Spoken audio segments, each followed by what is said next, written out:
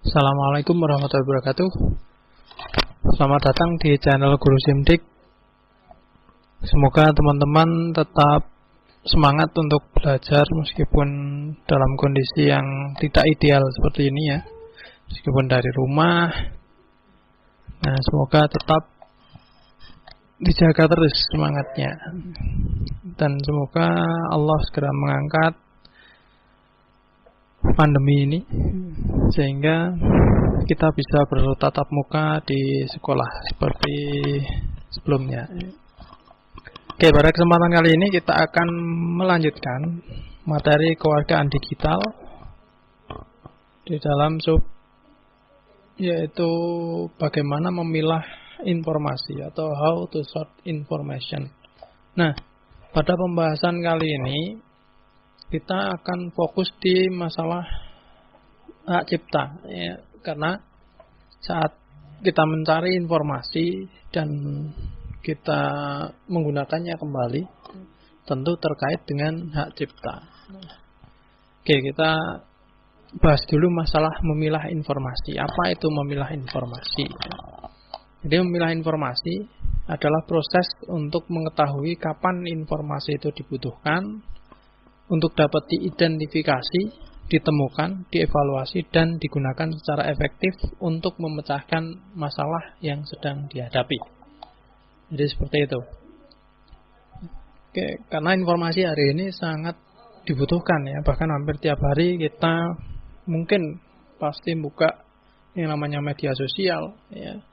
Kita mungkin browsing, yang tentunya yang kita cari adalah informasi ya.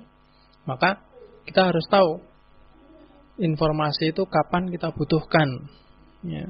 Jangan sampai menyita waktu kita dengan informasi yang belum atau bahkan tidak kita butuhkan. Nah, dan informasi tersebut kita cari ya, untuk dapat diidentifikasi, ditemukan, dievaluasi, dan digunakan sebagai pemecahan suatu masalah. Nah, terkait dengan informasi ini, maka nanti kita akan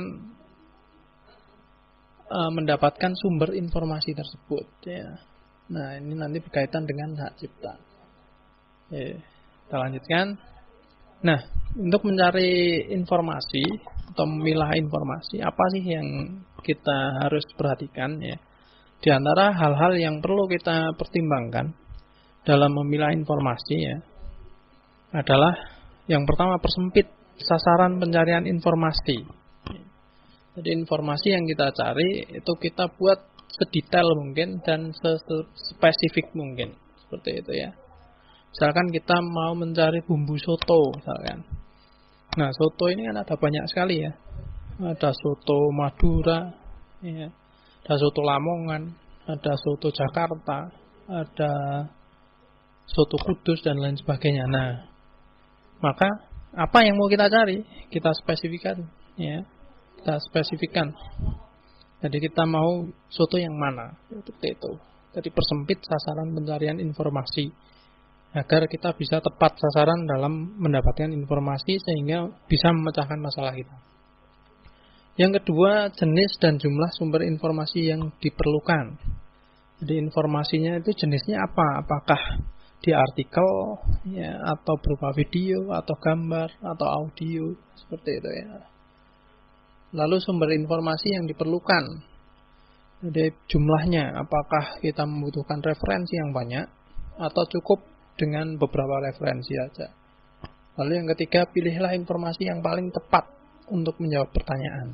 Jadi kita cari informasi yang paling relevan dengan masalah yang kita cari atau dengan sesuatu yang akan kita butuhkan. Yang keempat, ringkas apa yang telah dibaca dengan kata-kata sendiri. Nah, ini untuk memudahkan kita dalam mempelajari kembali atau dalam menyampaikan kembali ya, tentunya kita akan lebih familiar, lebih mudah ya dengan bahasa kita sendiri. Lalu yang kelima, buatlah relasi antara informasi yang satu dengan yang lain. Nah, relasi ini apa? Adalah menghubungkan, bagaimana kita menghubungkan informasi A dengan informasi B dengan C, seperti itu, sehingga kita bisa mendapatkan kesimpulan dari informasi-informasi yang kita dapatkan. Yang keenam adalah tentukan informasi apa yang bisa dibagikan dengan orang lain. Nah, karena tidak semua informasi bisa kita bagikan, ya. Karena sumber informasinya juga berpengaruh. Apakah dia memiliki hak cipta atau dia memiliki ketentuan-ketentuan tertentu untuk bisa kita share, ataukah dia memang free, ya, sumbernya, sehingga bisa kita manipulasi, bisa kita modifikasi, dan kita bagikan ulang, seperti itu. Nah, ini terkait dengan materi yang akan kita perdalam pada pembahasan ini. Oke. Nah, kalau tadi kita telah berbicara tentang hal-hal yang perlu diperhatikan, ya. Di antaranya yang nomor 6 adalah tentukan informasi apa yang bisa kita bagikan dengan orang lain. Nah, ini terkait dengan apa? Dengan sumber informasi, ya. Sumber informasi tersebut harus kita pastikan apakah dia memiliki hak cipta atau memiliki ketentuan yang lain, ya, harus kita pastikan. Kenapa?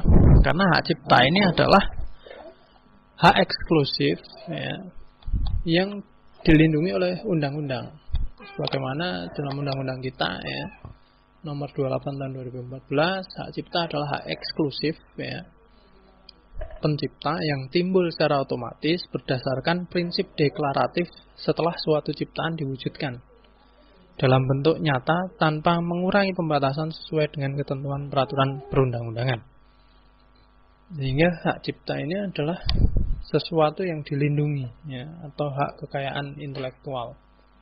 Jadi orang yang melanggar pun bisa terkena sanksi, ya, sanksi hukum tentunya, karena diatur dalam perundang-undangan. Nah, terkait dengan hak cipta, pasti, ya, yang namanya ciptaan itu pasti ada penciptanya, ada ciptaan, dan ada pemegang hak ciptanya. Nah, pencipta itu siapa? Menurut pasar 1/2 adalah orang atau beberapa orang yang secara sendiri-sendiri atau bersama-sama menghasilkan suatu ciptaan yang bersifat khas dan pribadi. Jadi pencipta ini adalah creator, ya. Kalau kita sering dengar ada content creator, ya, di YouTube. Nah, maka pencipta ini adalah content creator ini, ya. Saat dia membuat suatu karya, maka dia akan memiliki hak atas karya tersebut, ya. Atau misalkan sekelompok orang, ya, bisa jadi suatu perusahaan, ya. Kita tahu semua bahwa misalkan kita mau menggunakan yang namanya Microsoft Office, katakanlah, ya, aplikasi Office. Nah, tentu di situ ada perusahaan yang mengembangkannya atau membuatnya atau mendevelopnya, ya, misalkan Microsoft. Lalu ada lagi, misalkan untuk presentasi ada aplikasi namanya Prezi, ada Focus Sky dan lain sebagainya, ya. Yang ini dikembangkan oleh perusahaan. Tentunya mereka menurut undang-undang ini berarti sebagai penciptanya. Lalu yang kedua adalah ciptaan. Ciptaan itu apa? Adalah setiap hasil karya cipta di bidang ilmu pengetahuan, seni, dan sastra yang dihasilkan atas imajinasi, kemampuan pikiran, imajinasi, kecekatan, keterampilan, atau keahlian yang diekspresikan dalam bentuk nyata. Jadi intinya ciptaan ini adalah sesuatu yang dibuat. Nah, pemegang hak cipta ini siapa? Pemegang hak cipta adalah pemilik hak cipta, ya, atau yang menerima hak tersebut secara sah dari pencipta. Jadi hak cipta ini bisa dilimpahkan, ya, atau bisa dijual, ya, hak ciptanya. Seperti itu. Misalkan kita membuat suatu model, ya, untuk dikembangkan secara massal, misalkan produk, ya. Kita bisa membuat prototipe. Nah, dari prototipe tersebut hak ciptanya kita jual ke suatu perusahaan untuk bisa dibuat secara massal. Nah, maka hak cipta ini nanti jatuh kepada perusahaan yang membeli hasil dari ide tersebut, ya, hasil dari prototipe tersebut. Ini adalah antara pencipta, ciptaan, dan pemegang hak cipta. Yang selanjutnya adalah selain ada materi atau konten-konten yang dia dilindungi oleh hak cipta. Juga di internet kita kenal ada namanya fair use atau reuse right. Nah, fair use atau reuse right ini apa? Ya.